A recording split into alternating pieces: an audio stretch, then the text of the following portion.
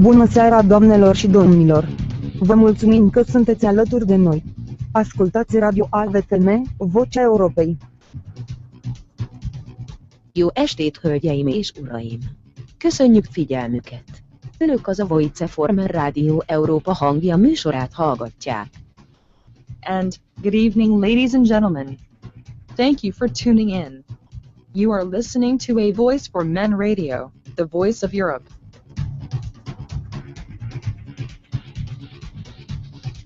A Voice for Men is the flagship of the men's rights movement.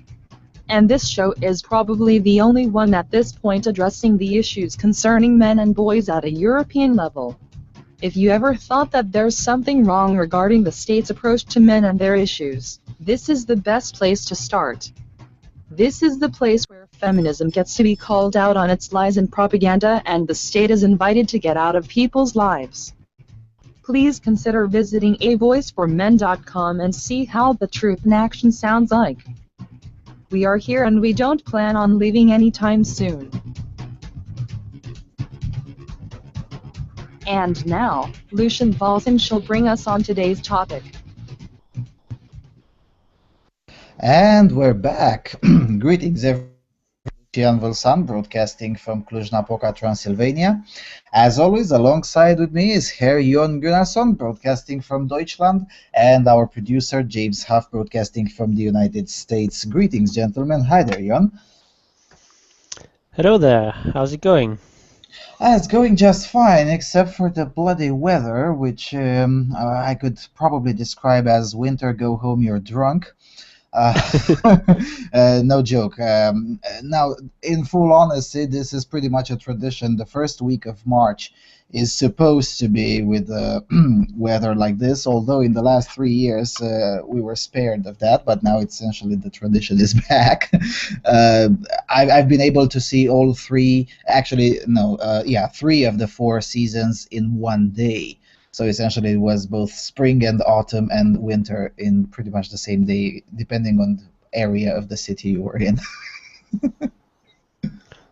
Well, over here in Germany the weather is just fine. I mean, it's like 10 degrees or something during the day, and even sunny for most of the time. But I just came back from Iceland, where I was for a week on vacation, and there the weather was really awful. I mean, it was basically a very strong wind all the time. It was basically snowing horizontally because there was just so much wind. That was not very good in terms of weather. But now when I come back here, it's much better now. Ah, nice. I've been thinking of paying a visit to Iceland, and I'm pretty sure. Yeah, do it in the summer. Yeah, definitely in the summer. I mean, I've made once the mistake to go during the winter in Norway, and that was pretty much enough for me. No more visits in that area of Europe during the winter. Sorry, folks. I mean, yeah, sure, there is the portion of southern Sweden where you can go even in the winter, and it's usually warmer than here. But with those tiny exceptions, it's usually not a good idea. Yeah. Okay. Well, in this case, I guess we have the topic of conscription, which hopefully will consume during the second hour. And until then, let's try some news. You are listening to AVFM Radio, the voice of Europe. This is the news.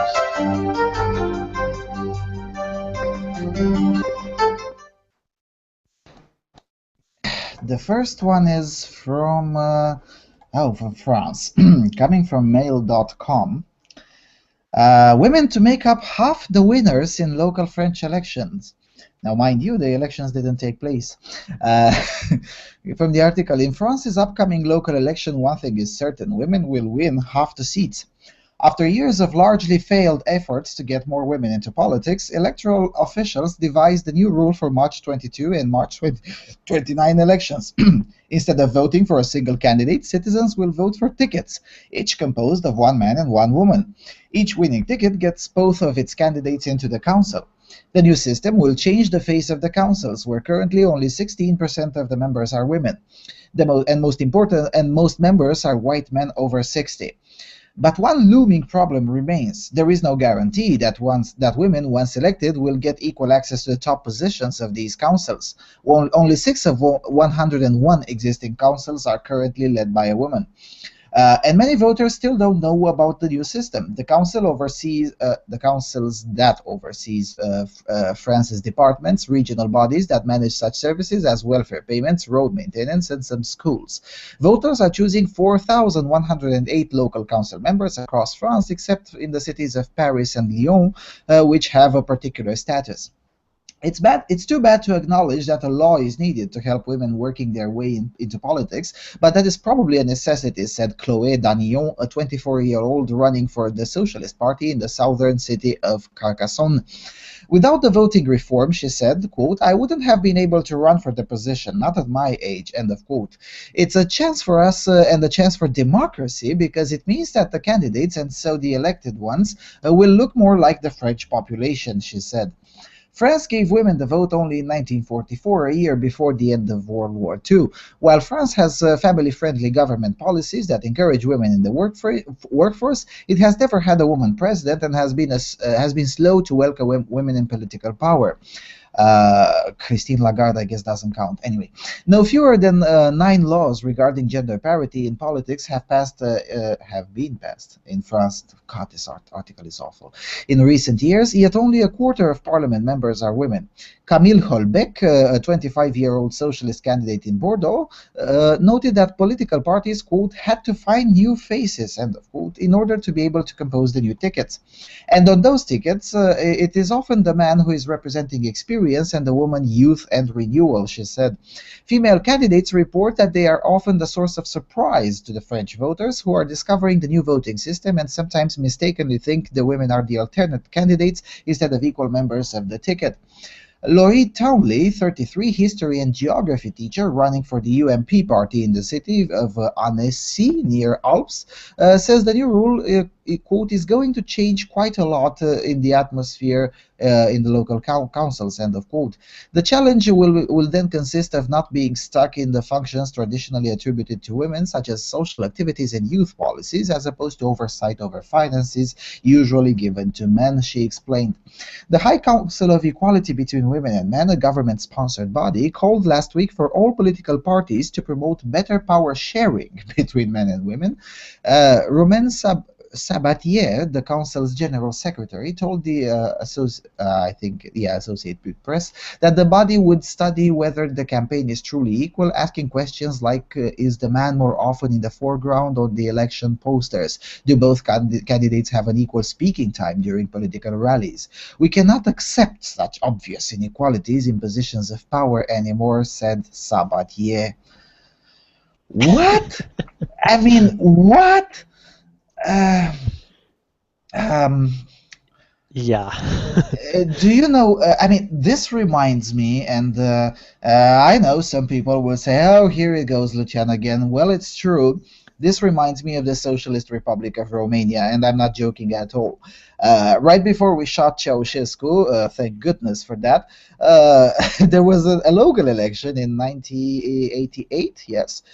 And in 88, it was essentially this system, in which the lists of candidates had a mandatory quota of an equal number of men and women on the list, and only a pair number could, an even number, sorry, could be elected. So essentially, if one list got 35% of the votes, and that would have been 11 candidates to get into the council, it would have had to be rounded down or up to 12 or 10. So in order to ensure perfect parity of results. But that was under Bolshevism. I mean, such stupidity is quite understandable under Bolshevism. In France, no. I mean, I can't have empathy for such a system.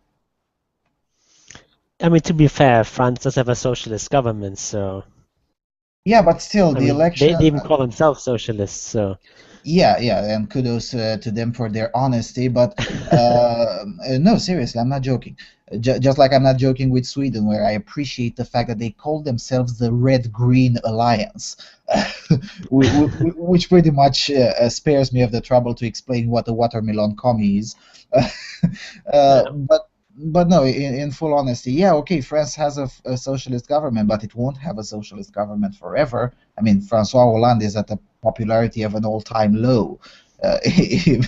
In fact, these elections are pretty much the elections in which the socialists have a strong chance of getting themselves a new all-time low record. So, no, seriously, what the hell? It sounds pretty much like what happened in Italy. I mean, I think you brought the news about the voting system in Italy during the European elections. Yeah. I really like this one argument that she presents here, that it will make the elected people look more like the French population.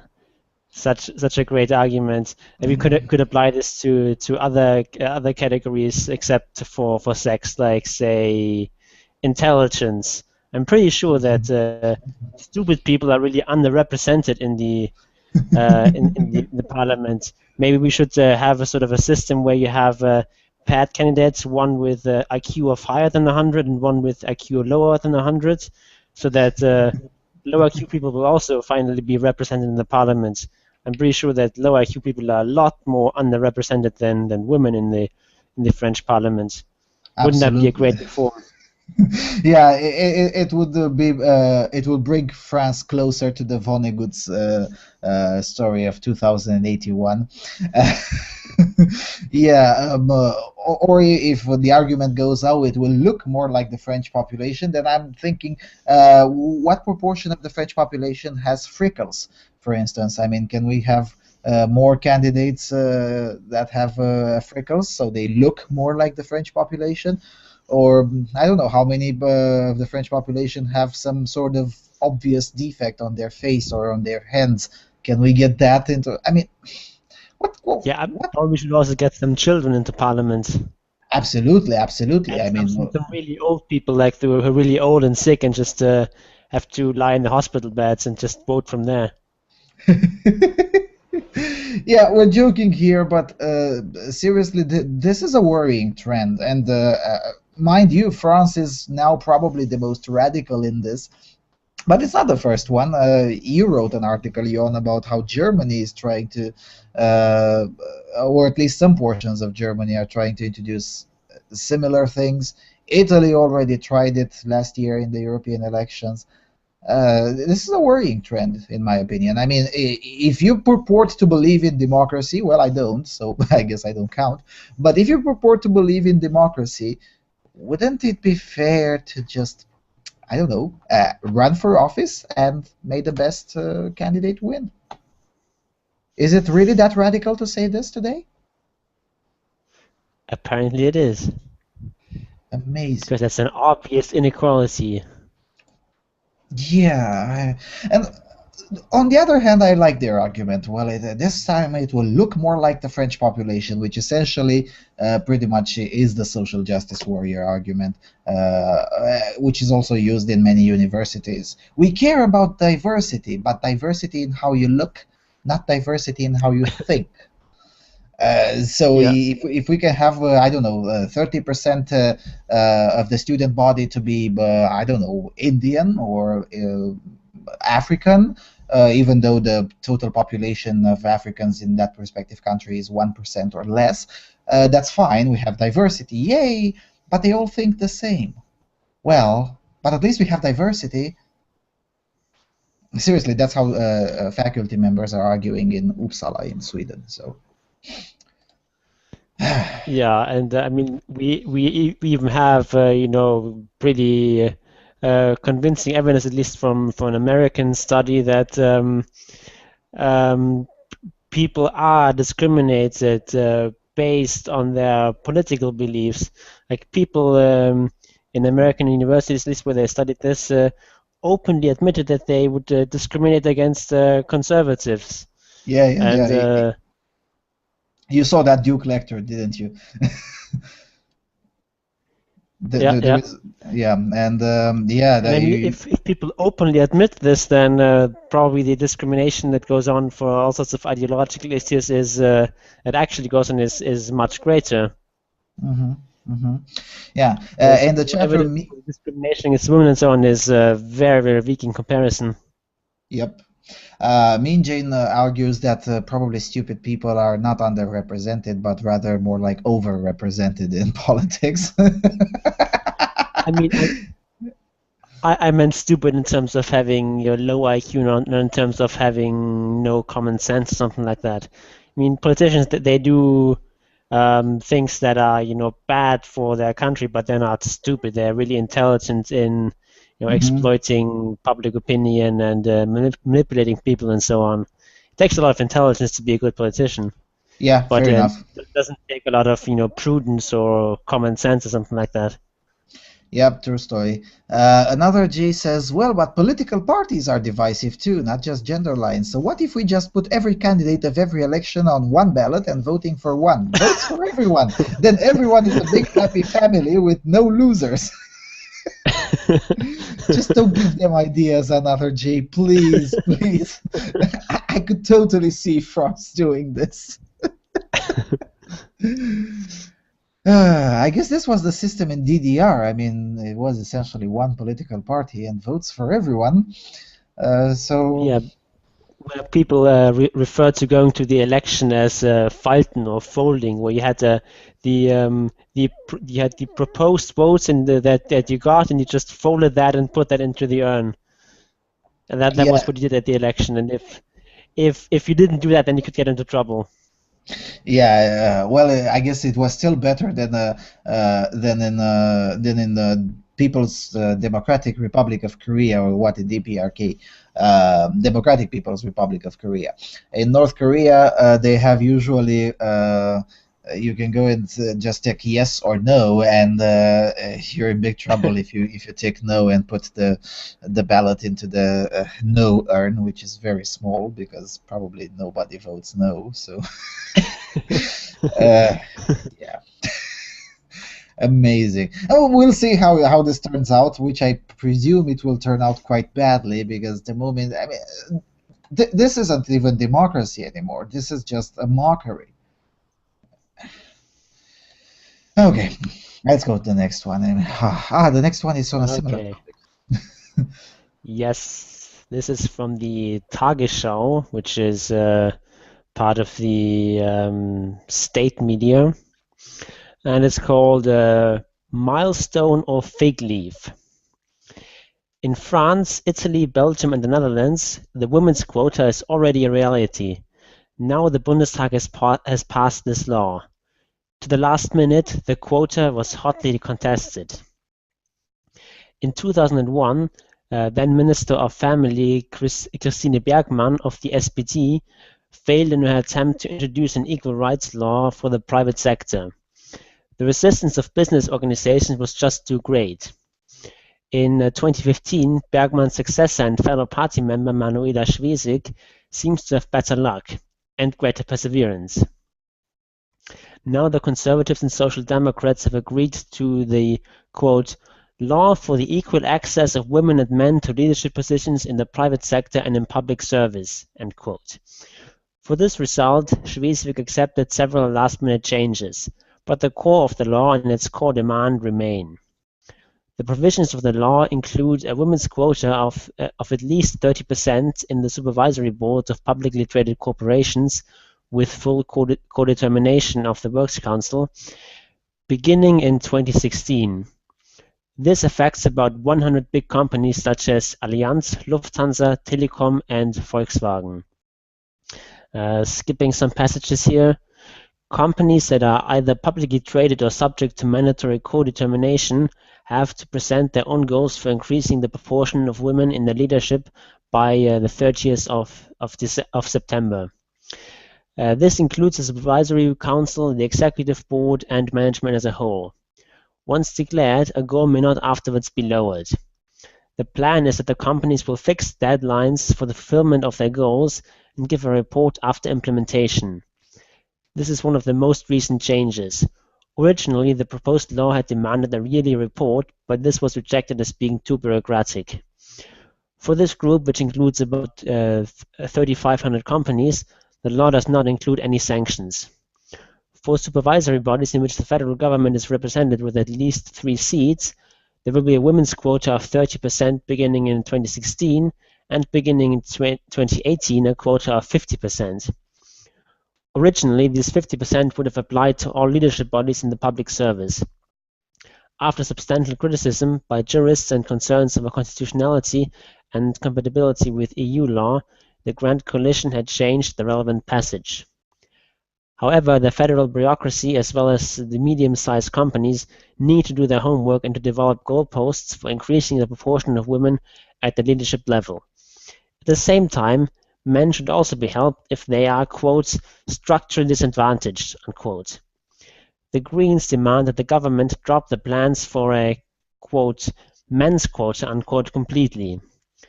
She didn't know any sector of work in which men were structurally disadvantaged, said the Green politician Renate Künast. Die Linke joins in this critique. In the view of Die Linke faction chairwoman Karen Lai, the proposed law doesn't go far enough.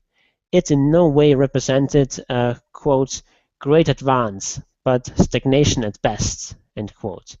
And the article goes on a bit after that, but I think we sort of get the gist. It's basically an article where everyone is in favor of this quota. It's just some people just think we need even more quota, and we can even see this in the title. Milestone, a fig leaf. So is it a great advance, or is it just only a fig leaf that covers up the horrible inequality and doesn't do nearly enough? It's not an advance. It's a backwards system. Yeah. I mean, what is the business of the federal government of Germany to tell Volkswagen who they should have in their boards? I mean, yeah, okay, they're publicly traded, so freaking what? It's still a private company. Yeah, but this sort of troglodyte, reactionary, Neanderthal kind of laissez-faire thinking is just no longer en vogue in Germany today. I mean, look, Telekom Deutschland or Deutsche Telekom already isn't that great. Have some of their members be elected by been nominated essentially by force, because let's make it clear, whenever you put affirmative action, you're gonna get incompetent people. It's just the way it is. I mean, Norway has experienced this, Sweden has experienced this, the United States in the universities have experienced this. I mean, how many more examples of failure do they have to exist in order to be perfectly clear that such a policy is just not working, not even for the purported objectives of those advocating for it? It just doesn't. Yeah, but in the view of those advocates, these policies have not failed. Like further down in the article, which I have omitted here, they praise the women's quota that was introduced in Norway in, what was it, 2010, or was it even earlier? Even earlier, in 2010, I think they abolished it, or something like that. No, in 2012 they abolished it. But yeah, I mean, they praise that system. Well, maybe they should ask the women themselves in there, who will tell you everything you need to know about the golden skirt syndrome. Seriously, this is how it's called in Norwegian politics and business, the golden skirt syndrome. And it's nothing sexist in this, it's just how the policy actually worked in reality. It was a total failure. Well, I mean, I guess the argument they're making is that they declared a quota of 40%, and what do you know? A few years later, more than 40% of the people on the boards are women. So it's a success. As far as it Actually, goes. yeah, actually, not even that happened in Norway. I mean, most of the companies just refused to obey the law and told the Norwegian state, look, if you're gonna keep pushing on this, we're just gonna move to Sweden or to Denmark and get the hell out of my boardroom. And I'm pretty sure at least some of the German companies will do the same. I mean, I could totally see some of them obeying this nonsense, but I don't think all of those 1,500 companies will just say, oh, yeah, okay, sure enough, we're just going to invite the federal government to tell us what to do in our boards. I don't think so. There has to be some comments. It's about 100 companies that are affected by this 30%, and this later number with 3,500, they don't really have any sort of real quota, but they have to make some sort of proposal of how they're going to increase quotas, but there's no real sanctions behind that, so it's not. So that part of the law is more or less toothless. Okay, so those can just ignore and pretend nothing happened. Okay, so only 100 companies. Yeah, but it's 100 companies that together represent how much of the German economy? Because these are big companies. I don't know, but a pretty substantial part, yes. Yeah, I mean, I could imagine Allianz and Deutsche Telekom and Volkswagen together to have some significance in the German economy. Amazing. Yeah. It basically affects almost all the big corporations in Germany, but still, I mean, it's only the supervisory board, which is not as important as the executive board.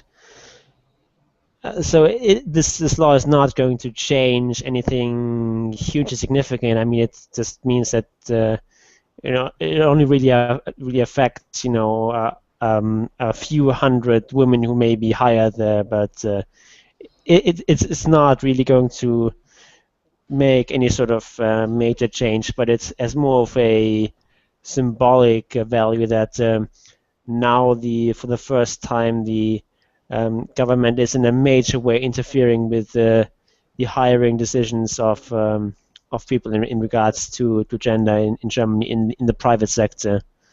So it's important in that area, and there may be further laws down the line which apply these sorts of quotas more broadly. Yeah, that's exactly my fear. I mean, I'm arguing the principle here. I mean, yeah, okay, let's suppose, this one may not affect too many companies or whatnot, but it opens the floodgates for more governmental intervention. And even if it's gonna only affect a few hundred individuals, there will still be a few hundred of women who will going to be employed without actually deserving to be there. They'll be solely employed because they were born with the right set of chromosomes. I mean, well, not solely. I mean, it makes for women there, it makes it a little bit easier to get into those positions, but it's still going to be really hard to get into those top positions, even if you're a woman. It's just not going to be quite as hard as if you're a man. Which pretty much makes which is of course bad, but it's not like they will just hire complete incompetence there, and I mean, it's not the end of the world, but it is definitely really bad. Yeah, it's the beginning of the end of the world. Yeah. Okay, let's go to the beginning of apocalypse. Yep. It's the economic apocalypse which looms over the entire European Union. I can hardly wait for that to happen, and it will. Okay, let's go to the next one. Okay, this is, I guess, a follow-up on a story we had 2 weeks ago from staffslive.co.uk. Students to vote on controversial men's rights forum at Staffordshire University. Students will vote on whether a controversial men's rights forum should go ahead at Staffordshire University in Stoke-on-Trent. A student, Vasha Datu, posted a proposal to create a society version of the forum on the university's student union Better Staffs Forum page. but members of the Women's Network led by Fiona Wood caused a storm when they protested against the plan. Union bosses organized a private meeting between the two groups to try and resolve the dispute, but this broke down. Now they have agreed to rename the society as a quote-unquote forum, which does not require members to run and is open to all. All the university students will now have a chance to vote for or against the forum dedicated to men's rights online. Men's Rights Society creator Vasha Datsu said, quote, "After the meeting with Fiona, it became apparent that there were many things in which we agreed on. I would hope that women come along to the forum. The society will be about the welfare of men and not about taking away from the rights of women. I am hopeful people will start considering the welfare of men in the same way that they consider other people." End quote. Chair of the Women's Network, Fiona Wood, said, quote, "I have agreed with the men's forum because I believe there is a need for a safe space for men to talk. This is particularly true when it comes to matters involving inequalities in the legal system or Fathers for Justice. The main reason why we were against the creation of a Men's Rights Society in the beginning was because of the wording of the initial proposal." End quote. The vote was passed on to the students at Staffordshire University after the student panel at the meeting failed to reach a unanimous vote above 70%. The poll is expected to take place from March 10 to 12 as part of the Staffordshire University leadership race referendum. So I guess this is moderately good news. Moderately good news, yes. I've been trying to get in touch with Mr. Datu. I finally tracked him down in an obscure Facebook profile, and I'm quite hopeful that I'll be able to get him here and explain us even more about his forum. It's interesting to see how suddenly this Fiona whatever changed a lot of her attitude, but on the other hand, Mr. Datu, at least from this article, seems to have conceded what was the most important, which is let's make a place where we talk amongst ourselves. I mean, a public forum. I mean, why does it have to be there? I can just install a PHP BB script on my computer and run the forum from. I mean, it just doesn't make sense. And this is the part where I was never able to understand why some of these campus organizations try so hard to get the approval of some dickhead bureaucrat who doesn't really understand anything about this planet. I mean, if you want to have a public online forum, just install a public online forum on some random server, and here you go. Here's your forum.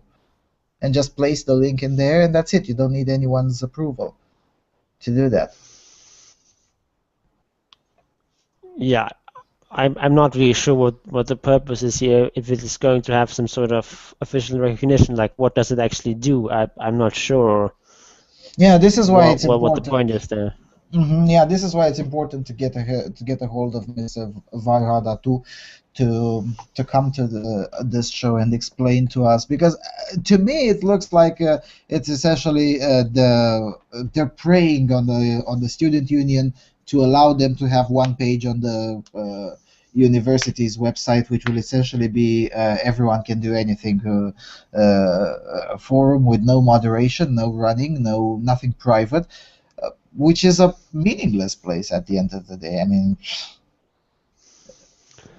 yeah, it can be easily trolled, it can be easily false flagged, it can be, and no substantial talk whatsoever can take place in such a space. I mean, I fail to see the purpose. With all due respect to Mr. Datu, or maybe staffslives.co.uk is missing something from the story, which wouldn't be quite surprising. It's still a student newspaper. Yep.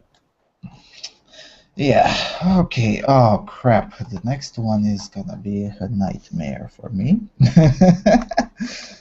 Okay. Let's go to the next one. Coming from blitz.rs, RS coming from Republika Serbia, or the Serbian Republic. Mihailović promijena definicije porodice za što svih žena. Mihailović changed the definition of the family to protect all women. The president of the coordinating body for gender equality of the government of Serbia, Zoran Mihailović, believes that due to the increase of domestic violence that has been noticed, the definition of the family in the criminal code should be amended to protect all women, both married and unmarried, and the bullies to end up in court. In 70% of the cases, a suspended sentence is handed and no follow-up, Mihailović said in an interview recently.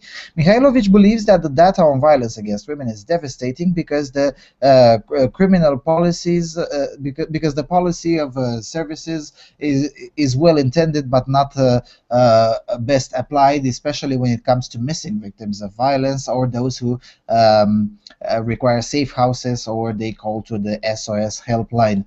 Violence against women must be stopped. In 2014, 27 women have been killed since the beginning throughout the year. We can no longer sit back and wait for us to repeat the situations. These were our sisters, our friends, our neighbors, or some of them we didn't know, but we talked about their destinies in the media, said Mihailović, who is also the deputy prime minister. Now, mind you, Serbia has a population of 4 million or something like that, 5 million, and their murder rate is 2 times lower than my own country. So 27 women have been killed in 2014. Well, yeah, that's tragic, but it's not a national crisis. Sorry. Anyway, back to the article.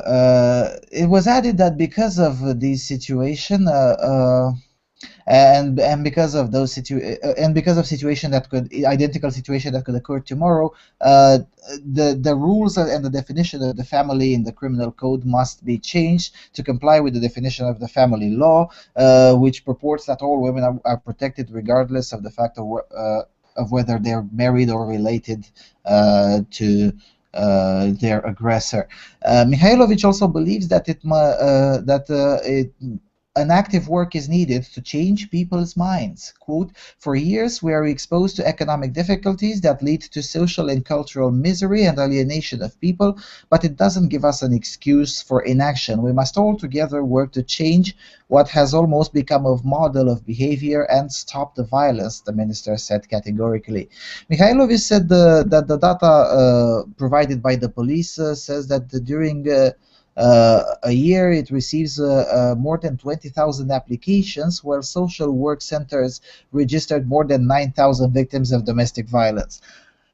That's a long story to explain those numbers, but essentially Google for the article "Domestic Violence Scandal in Serbia," written by me 2 years ago, and it will explain to you why those numbers are there and why they're inflated and how they get inflated. Anyway, back to the article. Every 5th woman is hunted by a family member who can be a current or a former partner, and the victim can repeatedly report to the police, but the aggressors generally receive only a warning, and the procedures are lengthy and there is no legal aid for victims.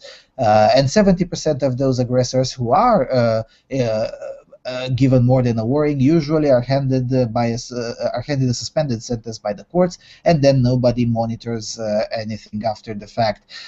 Now, that's almost true. I mean, yes, the procedures are lengthy. There is legal aid for victims, and it has been for 6 years now. But, well, he's just a deputy prime minister of Serbia. I mean, we couldn't expect them to know the law. Oh, wait. Anyway. The last paragraph. "So it is no surprise that women give up and suffer violence," concluded Mihailović, and stressed that it is aware where she lives, there is what she calls Russian prejudices, which discourage women to report violence and encourage them to fight for themselves in the same way that she will fight for their right to have a dignified and economically better life. Now, the number of falsehoods in this article is just too damn high. If you look in the comment sections, commenters have posted there that, well, for starters, there's a law quote, I think it was in the 4th comment, which says essentially, well, the law protects people from violence from any person they they're in they're in a relationship with, and this can be essentially anyone, including those in gay relationships, which is important for a country like Serbia, which is quite. I mean, gay relationships are quite frowned upon in Serbia, and this is not something extremist to say; it's a fact. Essentially, what we have is a deputy prime minister and the president of the coordinating body for gender equality just lying. I mean, almost everything it is said here is just not true. Amazing. Yeah, I'm very confused. Like, why do they need to have to redefine the definition of a family? Like, what does domestic violence have to do with that? I mean, yes, shouldn't be violent? It's already illegal. Yes, well, whether it's part of a family or not. Let me tell you, in here, just like in Serbia and just like in most of Europe, there is something called the criminal code and the civil code. Now, in Eastern Europe, with the exception of my country and Poland, all the others still have the identical civil code that they used to have back in communism. And back in communism, the civil codes of the Eastern European countries, all of them began with this: the state protects women and their children, something like that. So essentially, the family was first and foremost defined as women and their children. Now, this has been abolished in Poland and Romania something like 10 years ago, but everyone else still has that definition on the books. And what this minister is saying is that family relationship should also be redefined in the criminal code in the same manner, i.e., only women and their children can be victims of family violence. Now, in Serbia, just like in my country and just like in most of Eastern Europe, actually, family violence is defined as violence of a family member against another family member. So it's essentially a gender-neutral definition. And this minister says, no, let's change that and let's make it in accordance with the communist civil code and essentially redefine reality. Because actually, because 27, and also it says 27 women were killed in 2014. That's true, but that number doesn't. That number does include all murders. So essentially, if for instance, there was a case with a woman who stole stuff from a corporation, and her boss, who also was a woman, killed her for that. So, I mean, that number includes all murders, not just domestic violence-related murders. Yeah, and also how many men were killed in the same period? Probably much more. Yeah, at least 4 times more. But again, I'm saying this, the total number of murders. I don't know how many men were killed in domestic violence-related incidents, but neither do we know how many women were killed in such incidents, unless we take the file for every single case and just count them manually. The whole thing is just a clusterfuck. And this proposal, I regard it as quite dangerous, to change the criminal code to say, oh, only women and their children can be victims of family violence. That's not something I would like to do. No.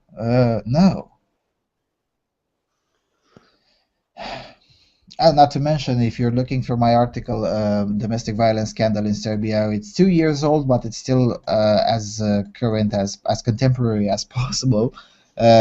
If you're a man victim of domestic violence, a whole range of problems appear that don't apply to women at all. For instance, until last year, it was illegal to apply for legal aid as a male victim of domestic violence because the forms were written in a gendered language, which only include the female gender. What a surprise!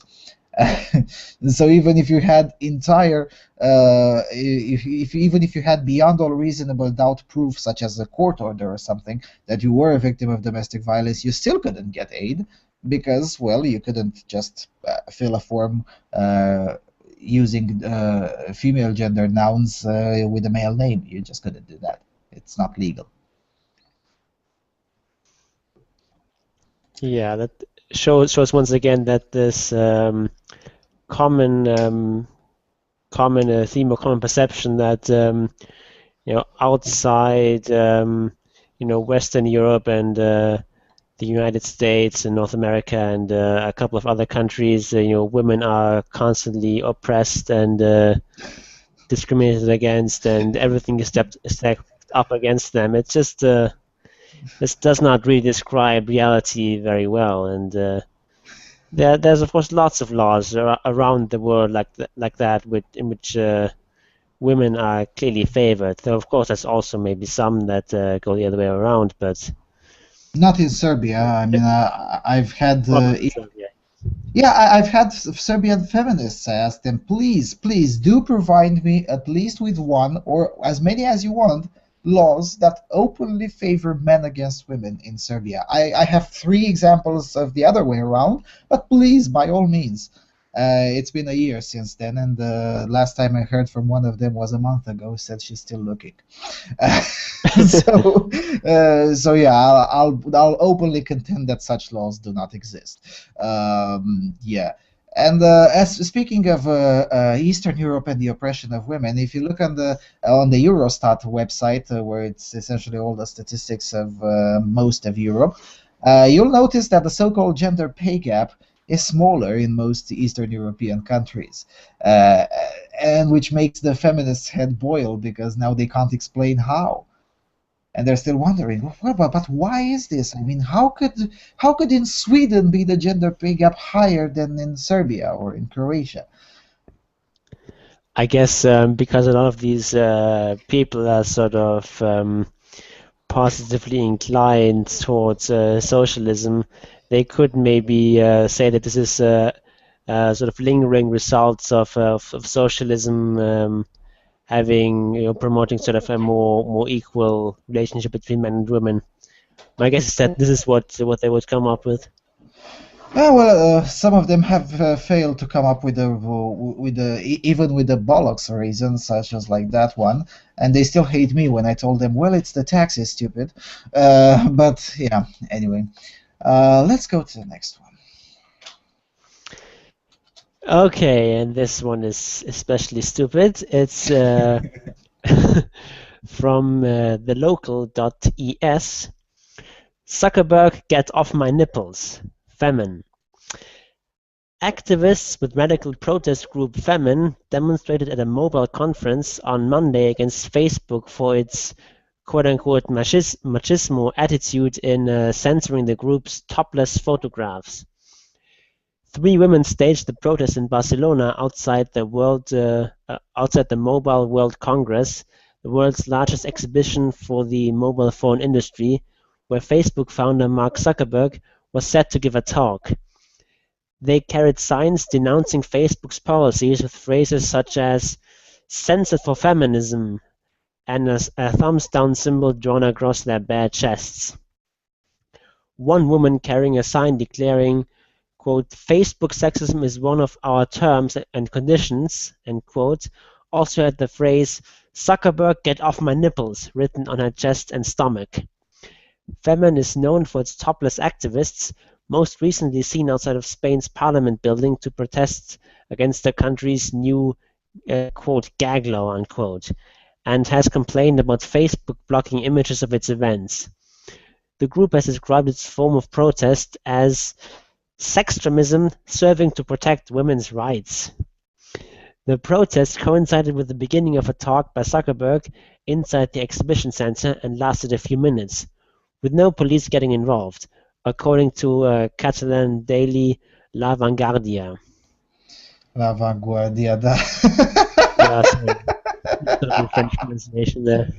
Yeah, I mean, seriously. I've been trying to avoid this topic because, because it's dumb. I mean, it's an entire activist network involved in this stupidity, and the name of the campaign is "Release the Nipple," I think, so something like that. And I think it's just dumb.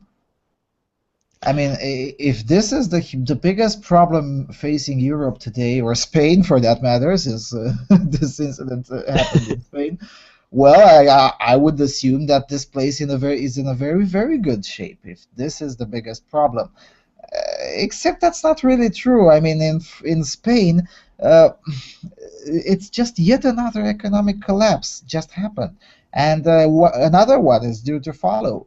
And things are very, very bad in Spain, economically speaking. I mean, Spain is no longer a first world country. It's just slightly better than Greece, uh, and that's what they're concerned with. That Facebook is taking down photos of nipples. I mean, come on, seriously? Yeah, I mean, yeah, I mean, I do have to give them one thing is that uh, the sort of this is like the one area that I've been able to find where laws actually favor men over women in some Western countries. That in some jurisdictions men are able to be topless in public and women are not. And I guess if that's your biggest concern, then feminism really has run its course. But this is like pretty much the only legitimate complaint that feminists can have as far as the laws are concerned Yes, today but in the yes, West. but okay, fair enough. In some jurisdictions, that is indeed true, although not in all of them. But they're not complaining here about the law. They're complaining Yeah, about of course. a policy of a private organization. I mean, you don't have an unalienable right to use Facebook. You just don't. I mean, using Facebook is a privilege, not a right of anyone, not just feminine organization. Yeah, of course. I mean, yeah, I mean, of course, you can still criticize a company for doing that, and you can say that their their their rules are stupid or unfair, whatever. But and I don't think that I don't know if they just want to persuade Facebook or whether they want to seek some sort of legislative solution or something like that. But I don't know. The whole thing is just stupid. Yeah, that's what I'm saying. That's why I kept avoiding the topic because it's just dumb. I mean, uh, oh, boo-hoo! The Facebook doesn't allow you to post your tits. Okay, so I mean, I can't get myself to have empathy for such a cause, like at all. Yeah, and it's not like there aren't any places on the internet where you can post your nipples. Yeah, go to Tumblr.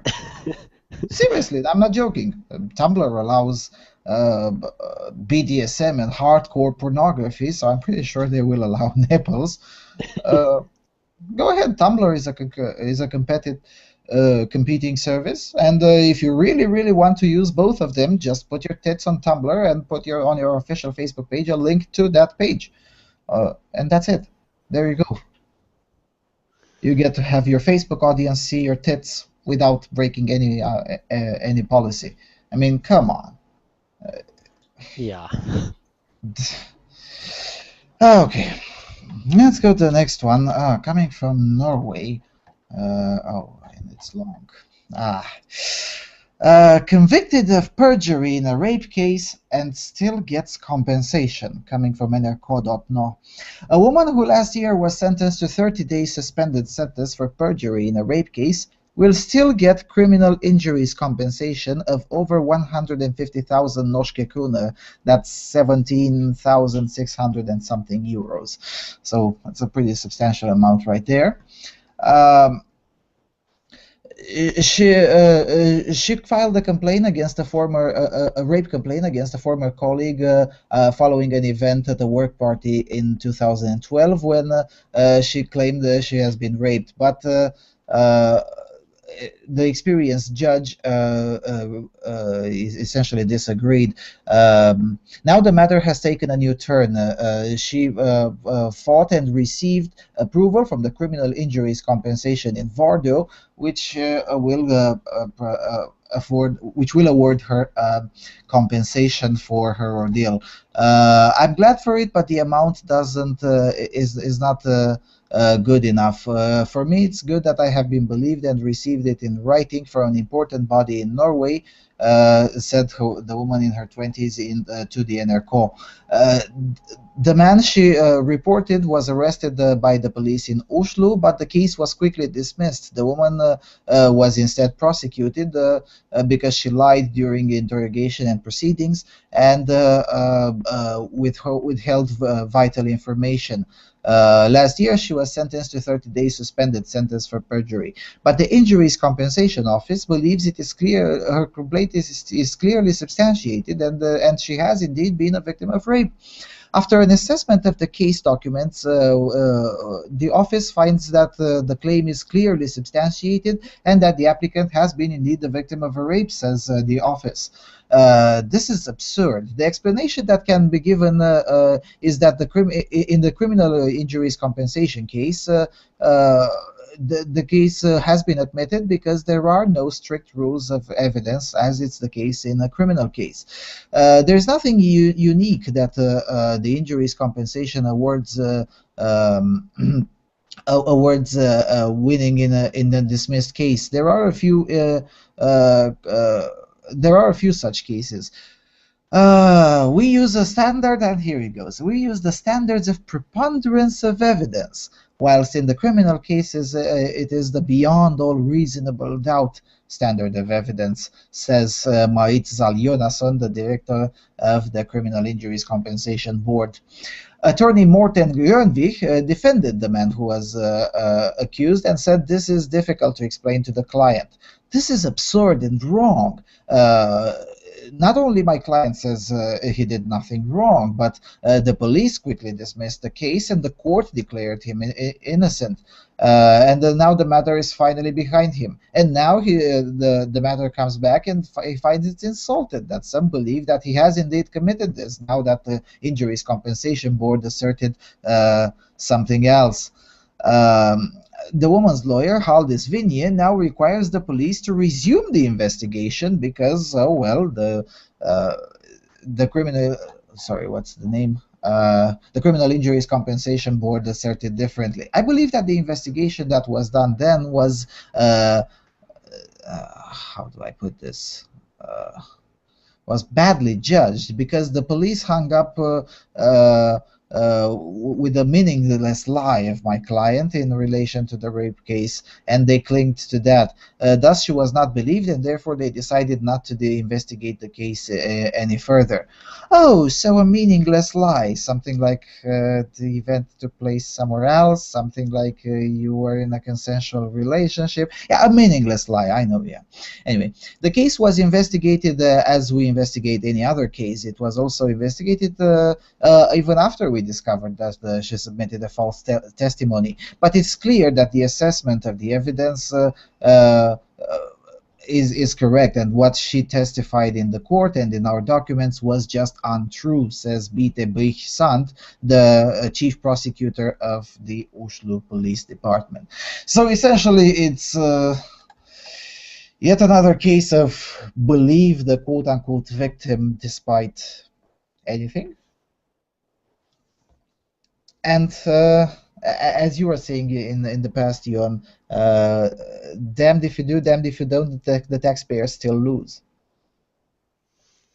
Yeah, this is really strange that he's declared innocent first, and then he still has to pay and so on. That yes, there's a difference between. He won't pay. The taxpayers will pay.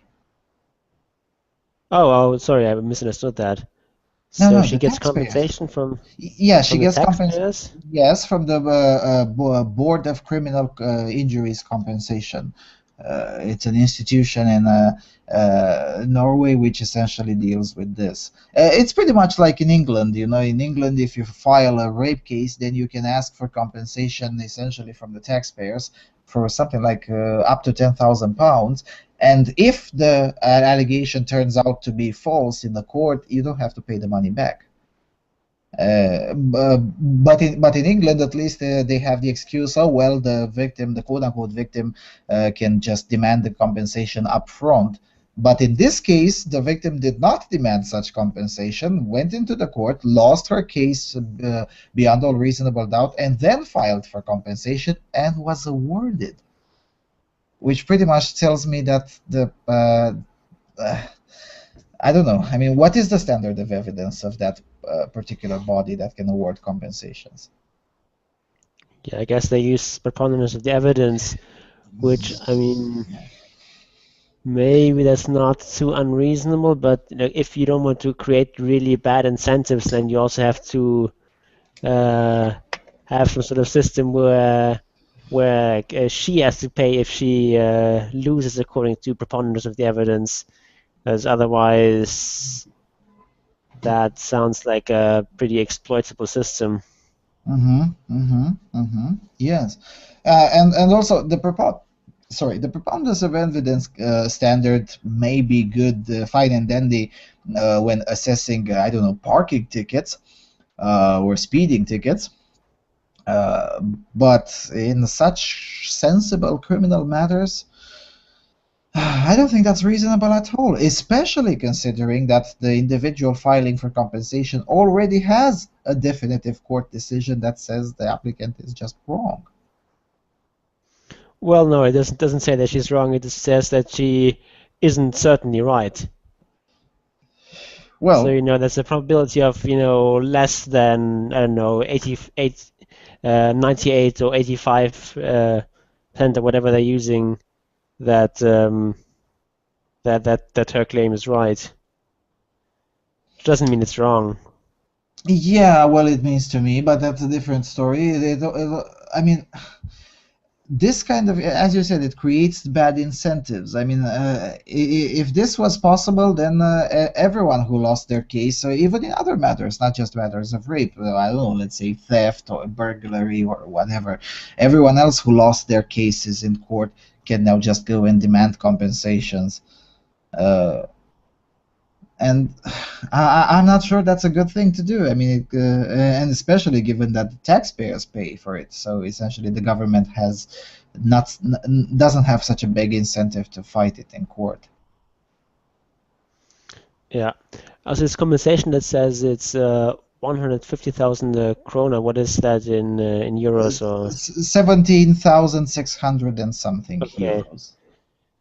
That's a big one. It's like not a huge amount of money, but still pretty substantial. Well, 17,000 euros. Now, okay, Norway is a rich country, but it's still it's like half a year of work, probably even a bit more for the average person. So, not really that. I mean, yeah, it's not a sizable amount compared to Norway's GDP, but that doesn't mean too much.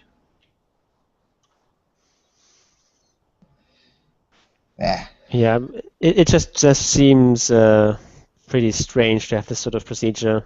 I was like, why does the taxpayer have to pay compensation here? Shouldn't that be the the convicted felon who does that? Except in this case, he's not convicted, so. Yeah, that's why I'm saying it's extremely strange, Go ahead. I guess I would understand that if you have a system like that where the victim gets compensation, and if the convicted felon just can't pay that money because he just doesn't have any money, then I can understand that the taxpayer would pay instead. But just to have that be the first solution is just really strange.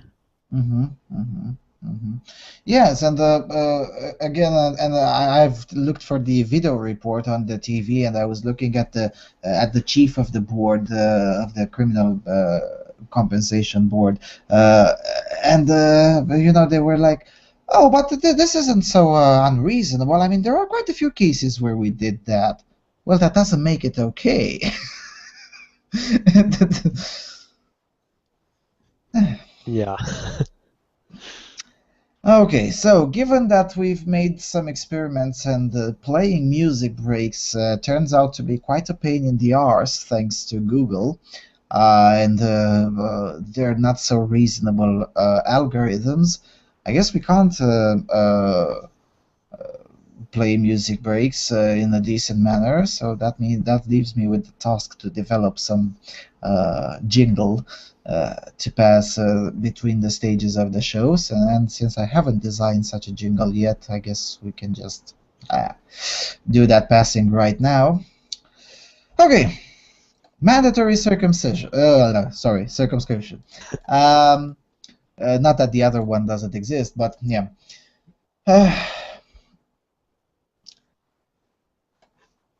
Yeah, so I mean, Go ahead.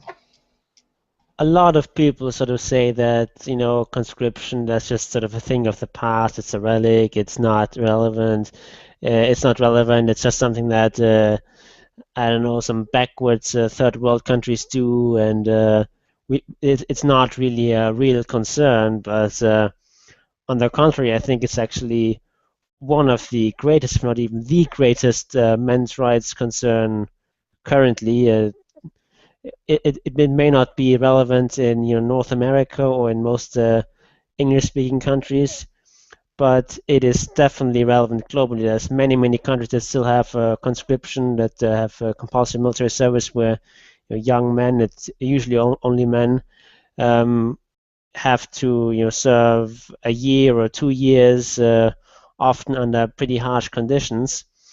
And there's also a number of European countries that do still have conscription. So what I'm going to do is right now read a list which I hope is comprehensive of all the European countries that have active compulsory service.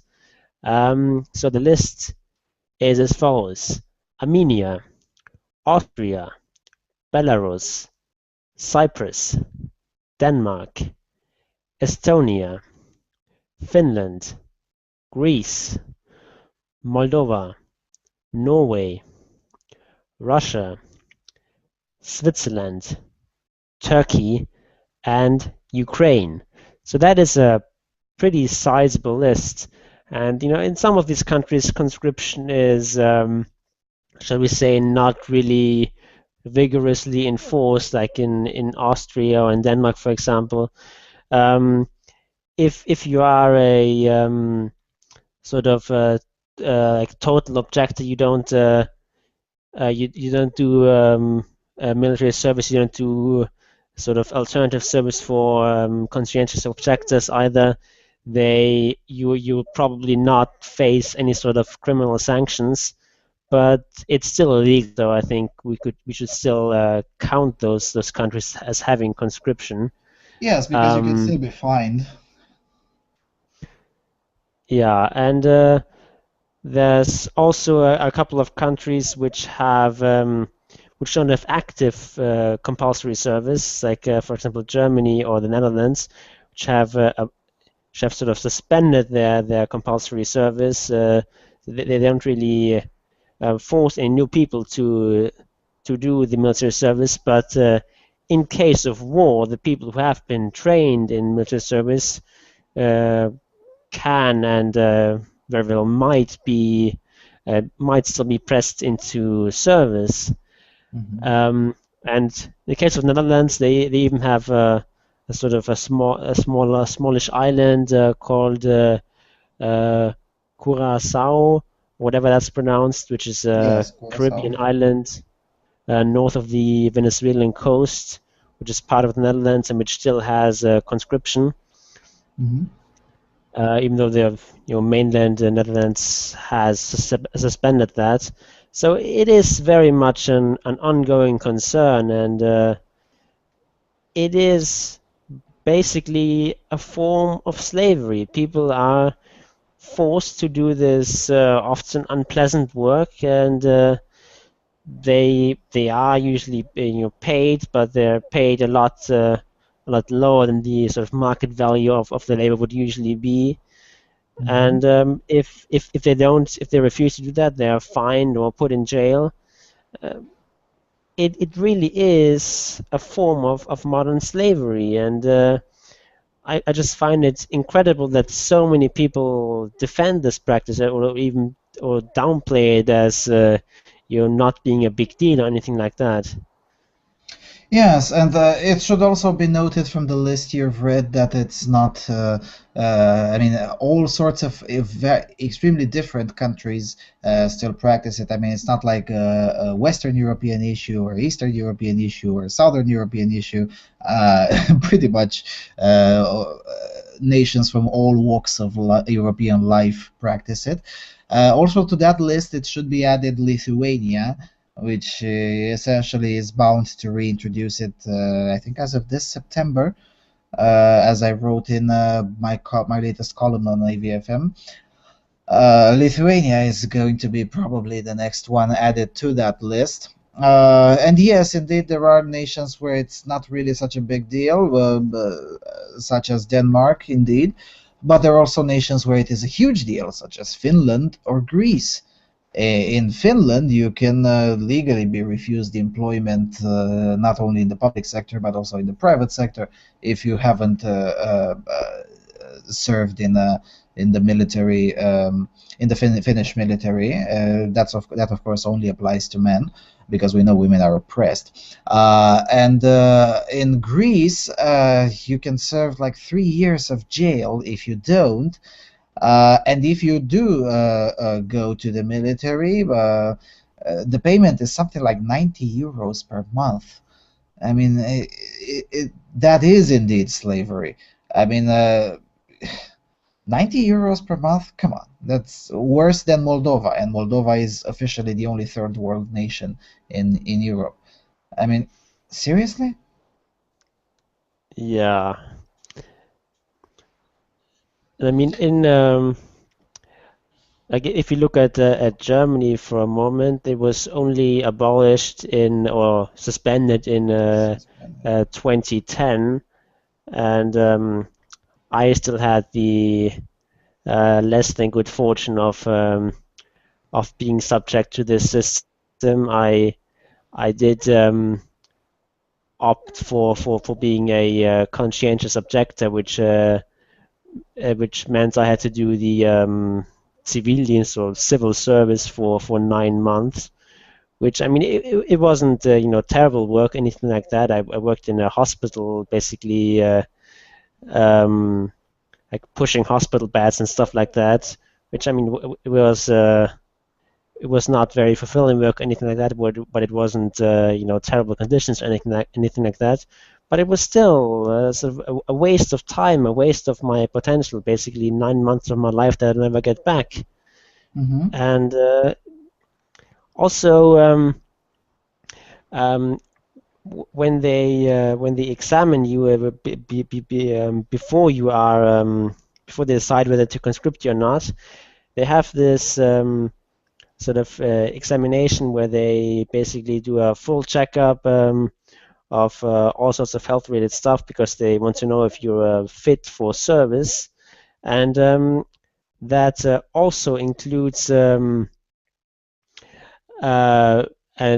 examination of your genitals. You have to get naked. They pull back your foreskin and do all sorts of probing and so on. And the interesting thing is that this sort of examination is often done by female doctors and with female assistants, and it's kind of humiliating for a lot of people. And but this sort of stuff doesn't really interest people. Like if with all sorts of examinations like that, if it were about if it were to concern female applicants, of course they would be offered to have a female doctor do that sort of examination. But when it comes to men, nobody really cares. I mean, there's no sort of official procedure in place to insist that you have that you be examined by a male doctor. I mean, presumably you could do that, but a lot of people, when you have these 18-year-old people, they're after this is sort of an intimidating situation when you're there, and a lot of people don't sort of they don't dare to demand that they be examined by a man, and even if they do, it's not guaranteed that this sort of request will be granted. So it can be quite humiliating for people. I had the fortune that in my case it was indeed a man doing the examining, and we sort of went behind a sort of curtain so that the female assistant couldn't see what was going on there. But that was basically just good luck on my part. Mm-hmm. Mm-hmm. Yeah, I mean, as you were talking about your experience, I was thinking about an article that I adapted, essentially, first time wrote by Joachim Ramsted in Swedish, and then adapted to various other nations. In many countries, there is explicit legislative requirement that when such an exam is needed for female applicants, regardless of whether it's military or other business, even private, that a female doctor should be available if the applicant requires so. Whilst the other way around, as you say, there is no such thing. In many other places, and I presume that was the case in Germany as well. As you said, you could require it, but that doesn't mean it will happen. Yeah. And yeah, I mean, as you were talking, I was just thinking, reverse the sexes, reverse the sexes. What would be the outrage if such treatment would be applied to women? I mean, the whole continent would burn in flames. I mean, you would see marches on the streets, and you would see famine coming in and protesting the humiliation, and yada yada yada. Amazing. And again, as you said, in Germany it may not have been that bad, but in Finland, for instance, conscientious objection is more like a legislative gimmick. It doesn't really apply whether you want it or not. You're going to do military exercise in the middle of the bloody winter next to the Russian border. And that's not something anyone would want to do. And it goes even further in Greece, because you're going to do peacekeeping and guarding on the many islands that Greece has, and which indeed you're not in an immediate danger. But imagine having to stay outside and pretend to guard something for 1 year or 1 year and a half at 60 degrees in Celsius. And if you want to go even more extreme than that, you can go to, let's say, India or Iran, where guarding the border is one of the main duties of the conscripts, where not only you have to stay outside in extreme heat for a long period of times, but you're also in sort of a danger. I mean, in India, you have to guard the border with Pakistan. And whilst the Pakistani government would never initiate aggression against India anytime soon, Pakistan still has guerrillas in that area. So it is a reasonable argument to say that, well, some of those conscripts are in danger. And indeed, a few of them do die yearly. We never hear about that because, well, India is a big country, so nobody cares. Oh, and then in the great Islamic Republic of Iran, if you want to leave the country, you can either be a woman of 18 years old and you can just leave the country whenever you feel like, or if you're a man, well, you'd better serve 3 years in the military before being allowed to leave the country. Same goes for Finland, by the way. Under pretty miserable conditions too. Mm-hmm. And same goes for Finland. I mean, in Finland, if you don't come at the first scheduled meeting with the conscription office, immediately an arrest warrant is issued. And if they can't find you in Finland, sooner rather than later, an European arrest warrant is issued. I mean, Finland was at one point, 3 years ago, 4 years ago, the main user of the European arrest warrant. It wasn't Britain who has terrorists to hunt down. It wasn't France. No, it was Finland, tiny little Finland, who used most of the instrument called European arrest warrant. And lo and behold, when you look for it, it was essentially one murderer and the 25 men who tried to avoid the conscription into the Finnish army.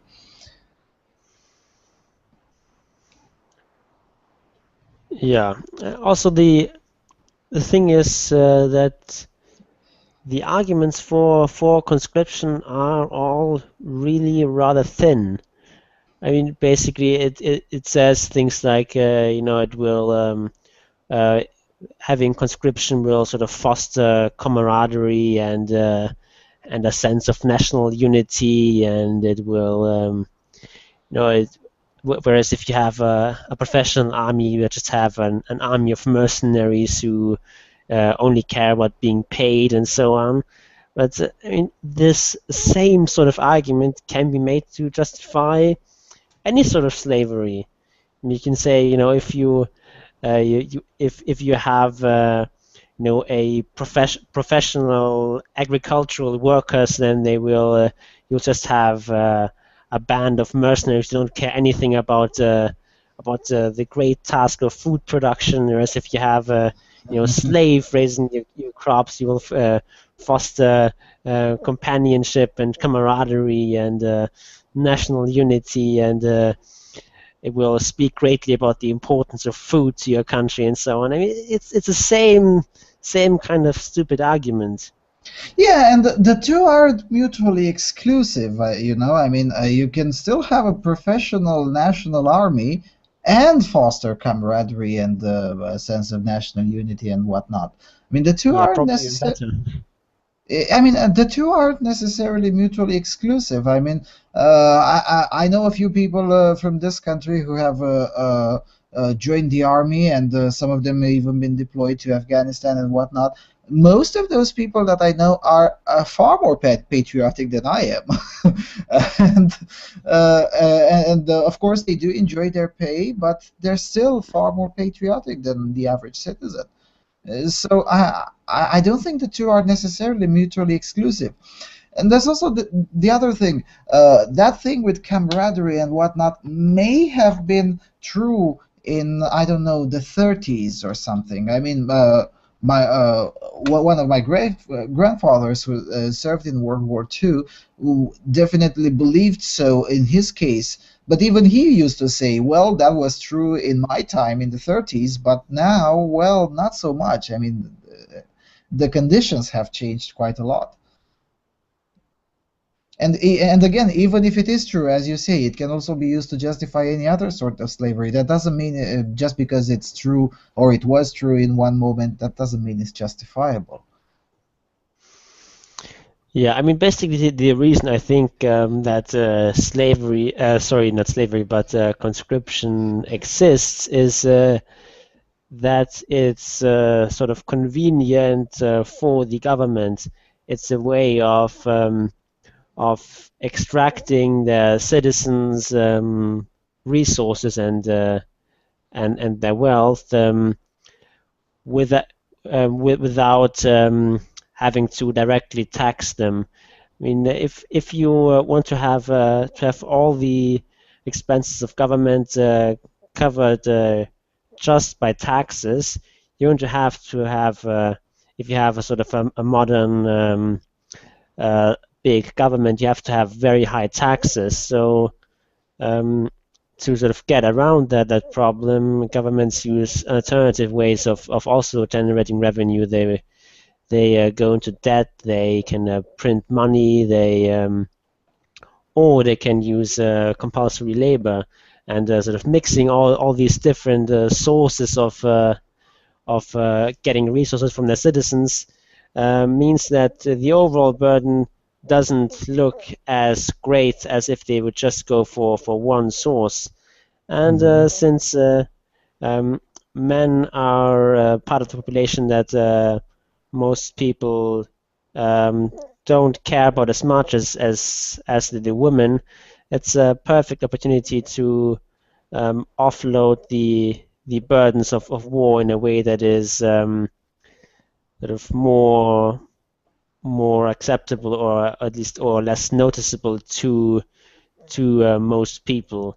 Also, it just concerns young men, and of course, young people don't have very much political power or clout, and they're not children anymore, so people don't feel sorry for them nearly as much, or they don't they're not as concerned about their welfare. So in this sense, young men are sort of the perfect exploitable resource there. Hmm. Yeah, and also young men are usually at their peak in terms of how much labor can they generate. So yeah, as you said, they're essentially the perfect exploitable source.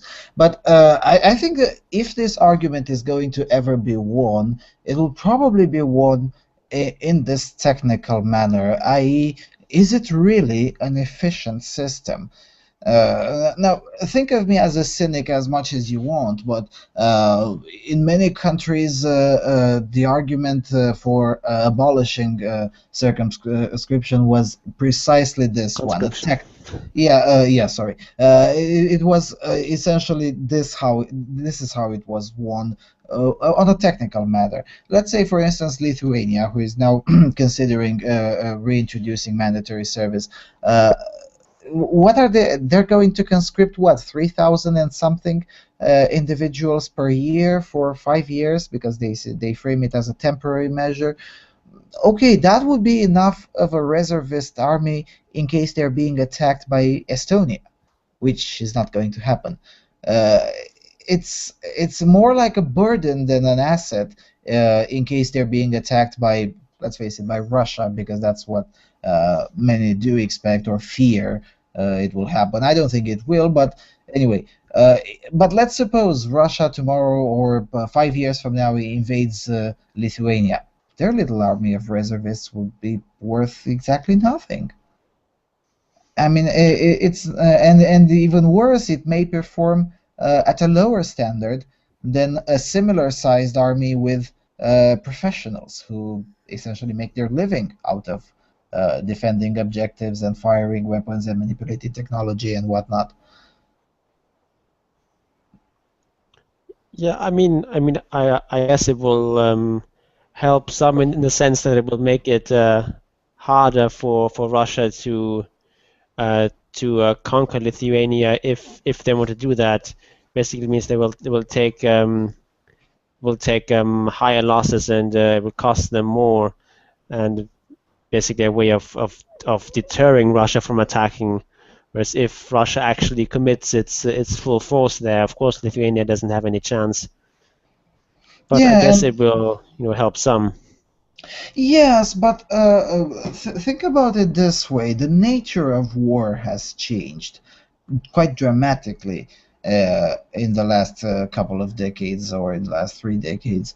Uh, we're no longer in the 30s when we do territorial invasion and we march along, and it's no longer that deal. Uh, War doesn't work that way anymore.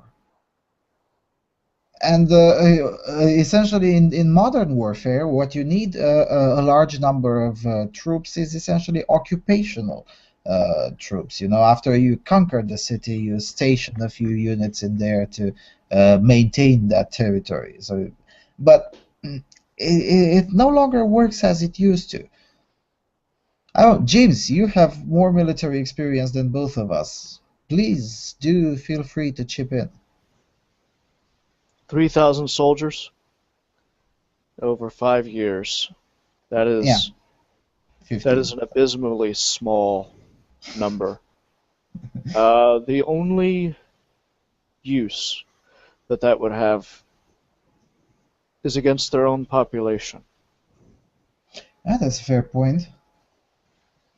because if you take a look at the number number of soldiers they intend on having compared to their own population, not as compared to an invasion force. Really, that's all I can think of. They're expecting something from the inside, and they want to have the people set in place to push against it. You may be more correct than you think. They could be afraid of something like what happened with Ukraine originally, where they had dissidents there, people who sympathized with Putin's regime. Rumors have it were even planted within the country before tanks or whatever started rolling in. That would be really the only reason why you would pull such a small number for the population size. Yeah, that is indeed a fair point. I mean, one of the analysts on the Telegraph made the absolutely excellent point of saying, look, Putin is not going to invade Lithuania. That's just not going to happen. But if he were to make a move on Lithuania, it will definitely be along the lines of some Russian speakers in Lithuania want to secede a portion of the territory, or they consider themselves oppressed by whatever. And that's how it may occur. And if that happens, yeah, I guess this is a fair point.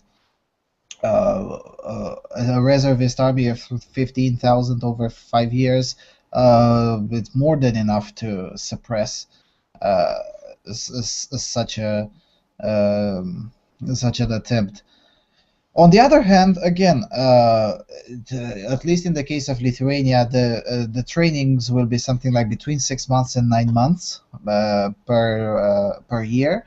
I mean, how much can you learn in 9 months, and then to be able to respond not just an invasion but also an inside. How do I put it? A domestic situation. Because at the end of the day, most of those conscripts are individuals who really do not have neither the inclination or the experience in military business. And how much of that can you instill in 9 months? I mean, count me as very skeptical with regards to the efficiency. You'd be surprised, depending on the level of training. Trust me. Going through basic and seeing guys come out of basic, you'd be pretty surprised what you find in just 8 weeks of very hard training. And once you go through advanced initial training, which is essentially your job training, what you're going to actually do in the military, once you go through that, that's a lot more brainwashing time. Yeah, I hate to say it. No, really, that's essentially what it is. They break you down and build you back up. This doesn't mean a total loss of self or anything. But, the majority of people that go in are going to be exposed to long periods of propaganda. They're going to be exposed to lack of sleep, lack of food, hard physical labor.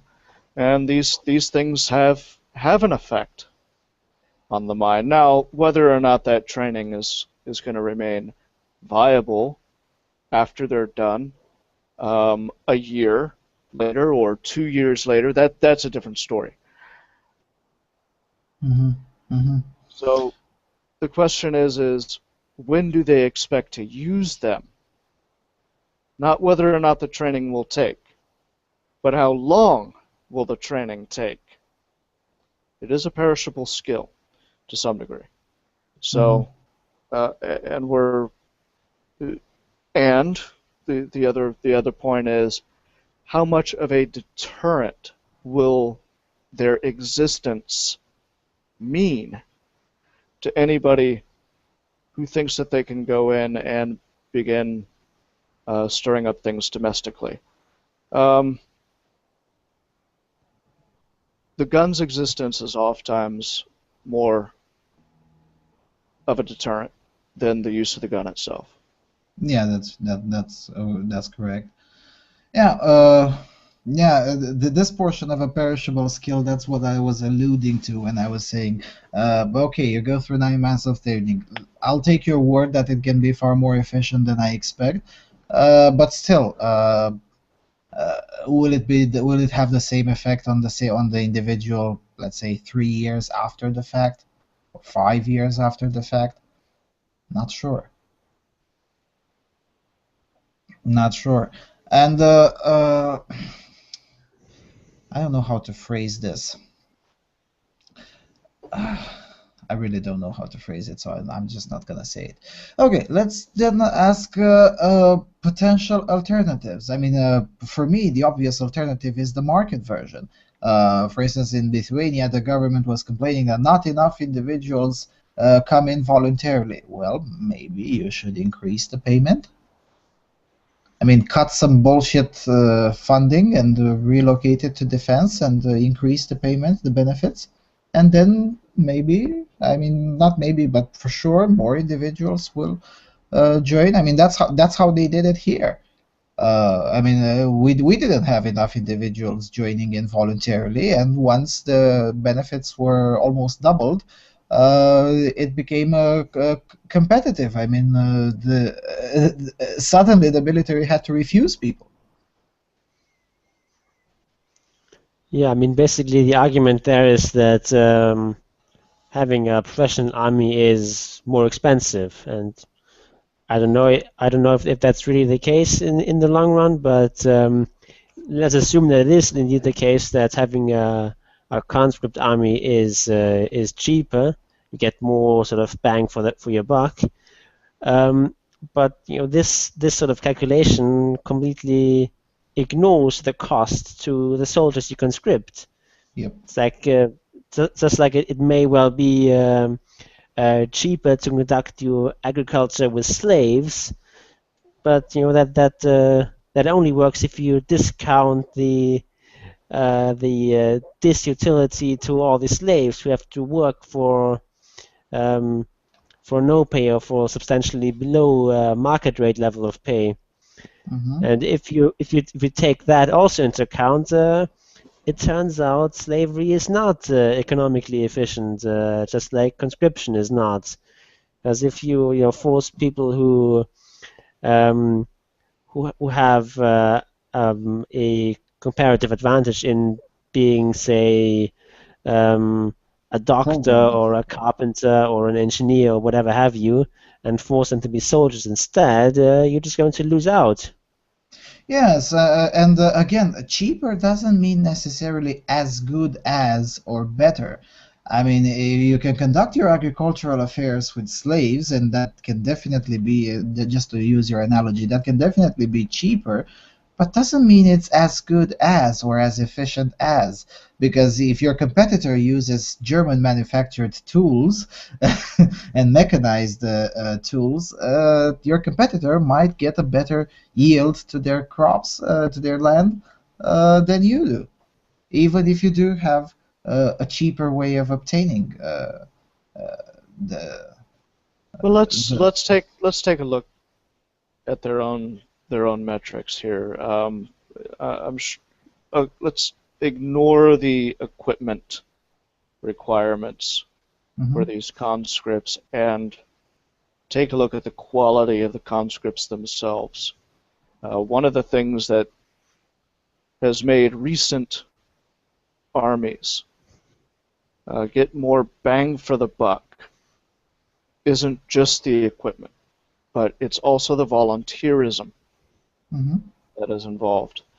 And people will volunteer for a variety of reasons, anything from getting a little bit of college tuition to supporting their family, or even in some cases that sense of patriotism. But in any case, all of these individuals have opted to move into that life and go through that training of their own free will. And that makes them mentally, as a force, more liable to follow through. What happens when you have a bunch of conscripts? Most of the conscripts throughout history, unless heavily propagandized, were nothing more than cannon fodder. They were the guys that you were going to put out in front while your artillery tried put out in front to try to draw the enemy out, so that way the damn artillery, be it bowmen or actual shells, did their job. What are these guys going to be like? How is the government sort of looking at their male population and thinking that they can get away with it? Insofar as how their culture is set up, have they even considered that, the metric of measuring the psychology of their young male population enough to say we can have an effective fighting force of conscripts?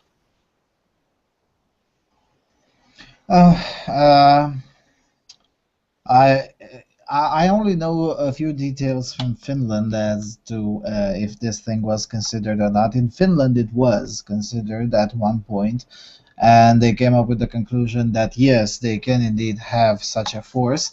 But what I think they haven't considered, or they have but never publicized it, is that the Finnish education system, which is lauded worldwide for essentially for nothing, but that's a different story.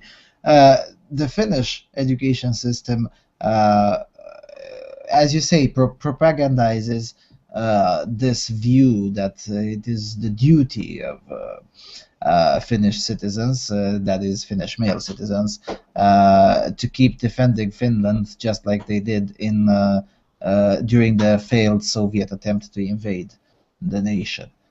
And to the extent of, I mean, until recently, that kind of deal worked to a decent extent.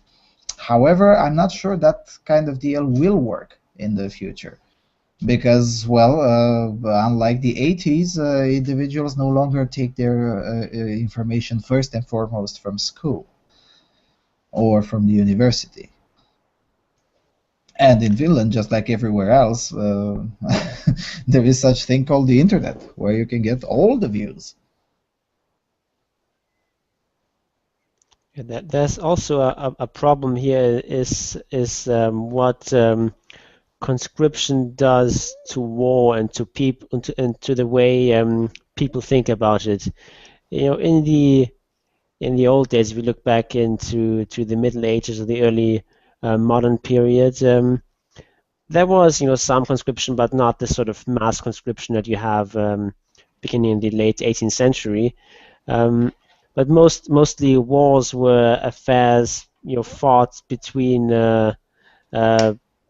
basically between nobles with their personal armies, more or less, and war. If you were sort of the average peasant, then war was not something that really concerned you for the most part. It was just sort of the games the nobles played. That there weren't peasants patriotically waving the flags of their particular overlord and supporting their troops and so on. That just didn't happen. There was this sort of separation between the military and civilians. But in the it happened here. But anyway, go ahead. Finish your argument. But with the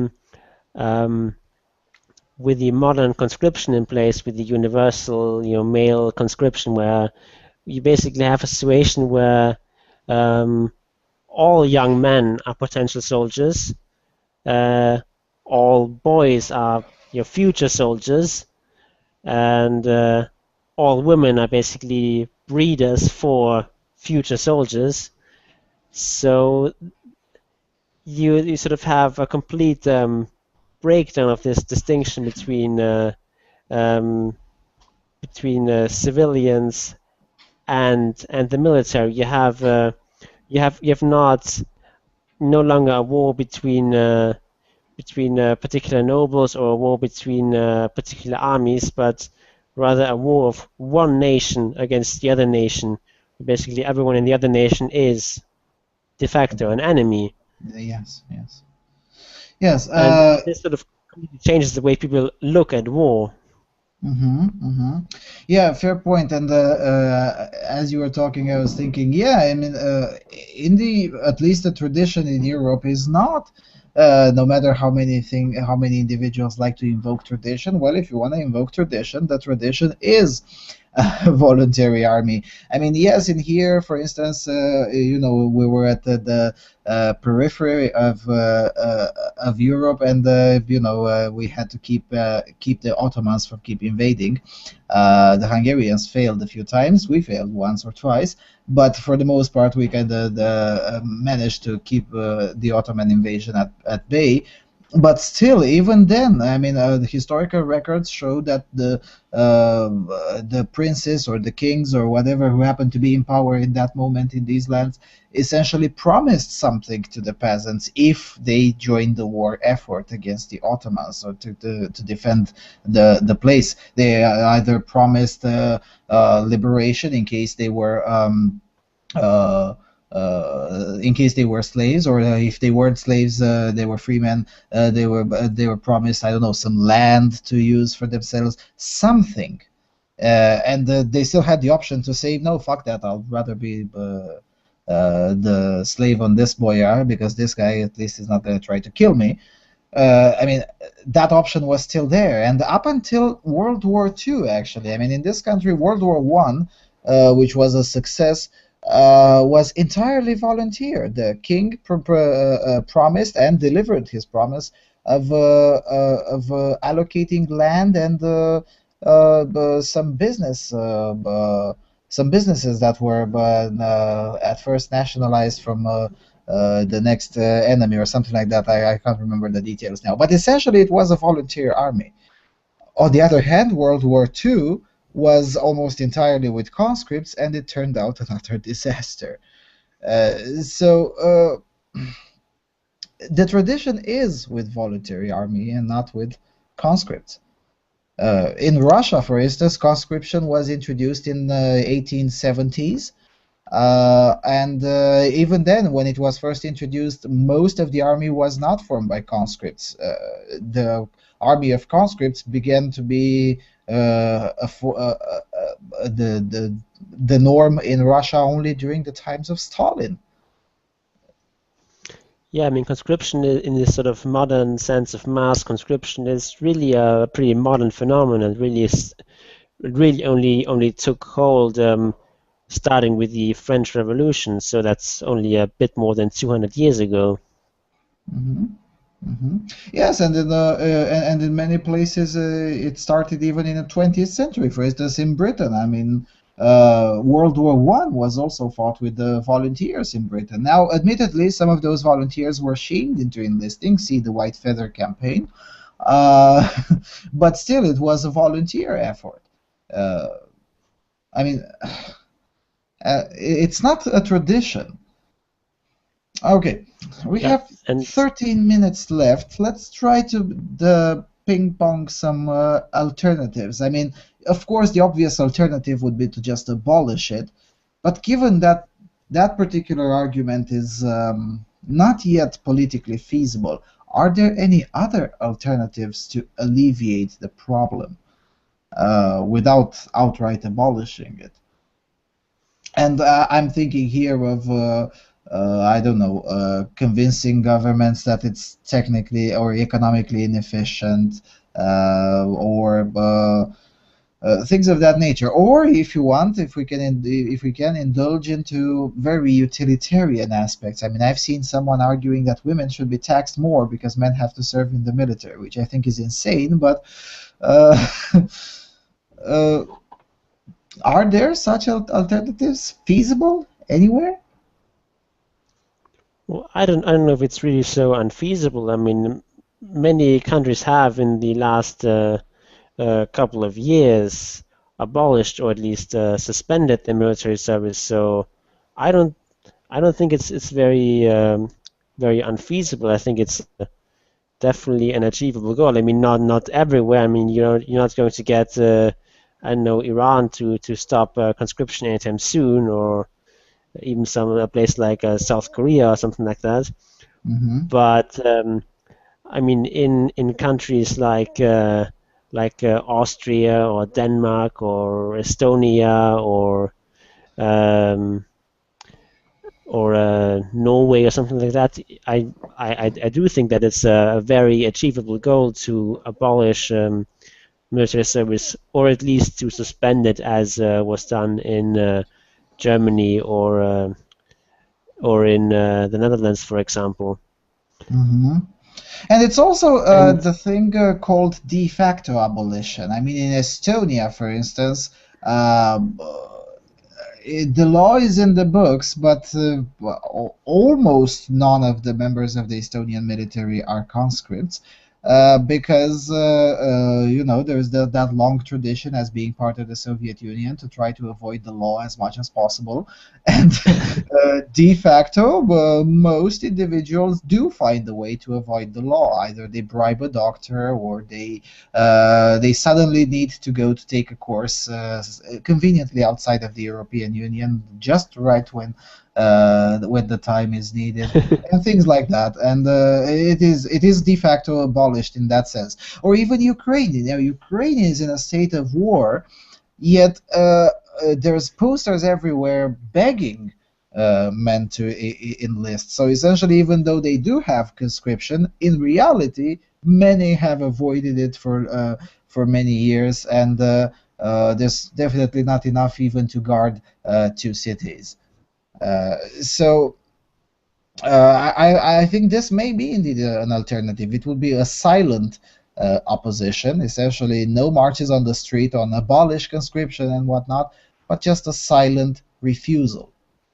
I mean, I can't think of Estonia being able to jail 50,000 men for refusing to enlist in this conscription cycle. I mean, it's just a practical impossibility. That's why the government isn't cracking down on it, because, well, good luck stopping the phenomenon. yeah, and I think this is also a good strategy, not just to individually avoid conscription, but also to make it more likely that conscription will be repealed. Because if the law is very difficult to enforce, that means that conscription just becomes less efficient for the government, and at some point they may just give up and say, okay, we'll just have a professional army of volunteers because it's going to be cheaper than trying to force all those people into conscription when they don't want to be conscripted, and will try very hard to resist that. And also, if everyone is sort of avoiding this law, then it becomes a lot more easy, a lot more feasible to openly oppose this kind of law. Yeah, and I generally tend to believe in the civil disobedience, the efficiency of civil disobedience. I mean, as I said, good luck to the Estonian government to jail 50,000 people annually because they refuse to obey a law that they just refuse to accept. James, you wanted to say something? No. Okay. So yeah, I mean, civil disobedience would be one way. Political militancy would be another way, although count me as skeptical to the efficiency of that in places like Ukraine or Greece, where political militancy seems to worth exactly jack shit lately. But civil disobedience might work. Or also, I think. Go ahead. I think civil disobedience, more or less, or this problem of actually enforcing conscription is probably the main reason why the sort of practice took hold so late. Because before, about 200 years ago, it was just really difficult to even just have a list of all the young men in the country and to be able to track all of them down and so on. And because it was difficult to enforce, they just for the most part didn't even try. And of course, in today's climate, it's a lot with today's technology, it's a lot easier, but still there's effective ways of resisting that have been proven to work in the past, and they can work again. Yeah, I mean, even with today's technology, I mean, there's still rural areas all over this continent where you can just stay and nobody will even notice you exist, or even better, as some great strategists said, the best hiding is right next to your enemy. I mean, there have been cases in the early 90s in here where the police was looking for some individuals who created trouble during the revolution, and one of them was living right across the street from the police station. He was never caught.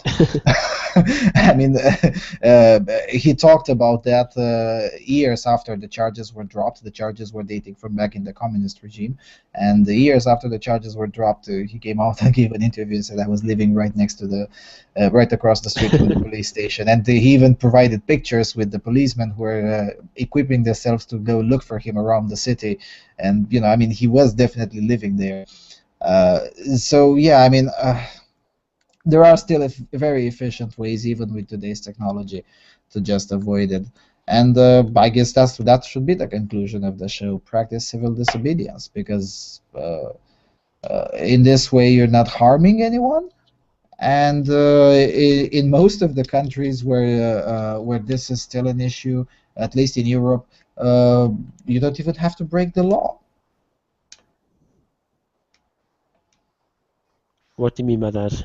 Well, for instance, in Lithuania, let's say this thing comes into place. Well, in theory, it is illegal to try to avoid it, but in practice, nobody can stop you from leaving the country because, well, Lithuania is in the European Union and there are no border controls.